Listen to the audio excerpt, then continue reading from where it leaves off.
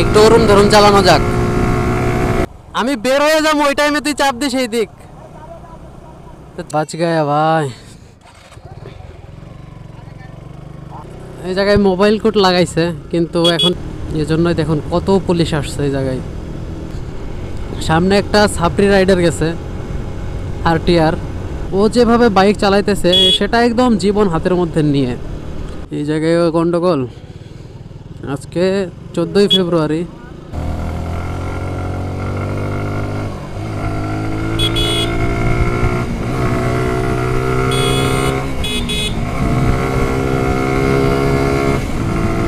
একটু ওরম ধরুন চালানো যাক।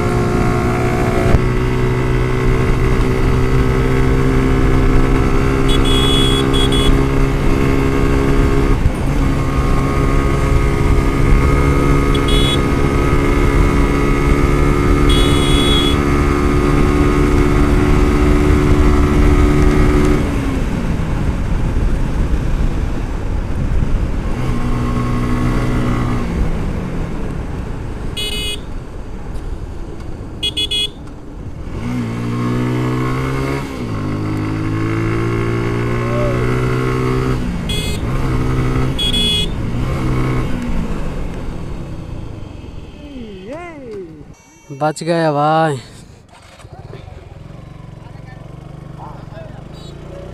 গাইস আমরা তো ভাবছিলাম যে এই জায়গায় মোবাইল কোড লাগাইছে, কিন্তু এখন শুনতেছি যে না, আসামি নাকি ধরতে আসছে এই যে পুলিশ অনেকগুলা। তো এই জন্য দাঁড়াই গেছিলাম, হঠাৎ করে দেখলাম রাস্তায়, তারপরে বলল যে মোবাইল কোড না, আসামি নাকি ধরতে আসছে। তো এই যে এই জায়গায়ও আরেকটা গাড়ি, অনেক বড় ধরনের আসামি হয়তো, এই জন্যই দেখুন কত পুলিশ আসছে এই জায়গায়। তো যাই হোক, সামনে একটা সাপড়ি রাইডার গেছে আরটিআর,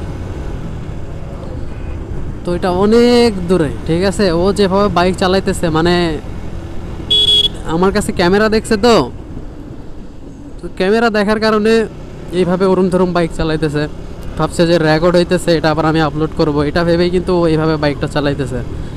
আসলে ও যেভাবে বাইক চালাইতেছে সেটা একদম জীবন হাতের মধ্যে নিয়ে। হ্যাঁ, এটাও ঠিক যে বাইক চালাইলে জীবনটা হাতের মধ্যে নিয়ে উঠতে হয়, তার কারণ আপনি নিজে যদি অ্যাক্সিডেন্ট না করেন, অন্যজন যদি এসে আপনারে লাগাই দেয়, তাহলেও কিন্তু ওইটাও অ্যাক্সিডেন্ট। কিন্তু তারপরেও এইভাবে বাইক চালানো ঠিক না, যেহেতু আমি নিজেও অনেক রাফ রাইড করি, মানে অনেক জোরে চালাই আর কি। এই জায়গায় গন্ডগোল। আজকে 14ই ফেব্রুয়ারি।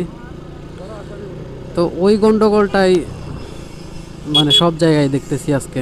মনে হয় এটা বড় মাপের একটা আসামি, এ কারণেই এইভাবে মানে সব জায়গায় পুলিশ, সব জায়গায় লোকজন, এটা নিয়ে সমালোচনা চলতেছে। তো আস্তে আস্তে যাই দেখি সাপড়ি রাইডারটারে আপনাদের দেখাইতে পারি কিনা। অনেক দূর চলে গেছে মনে হয়, আর রাস্তায় আজকে প্রচুর জ্যাম। আমার বাইকের প্রবলেম হচ্ছে আরপিএমটা লক করা। এই আরপিএম লক থাকার কারণে 8000-এর উপরে কিন্তু আরপিএম ওঠে না, 8000-এই লক। তো এই কারণে কাউরে টপকিয়ে সামনে যাইতে পারি না।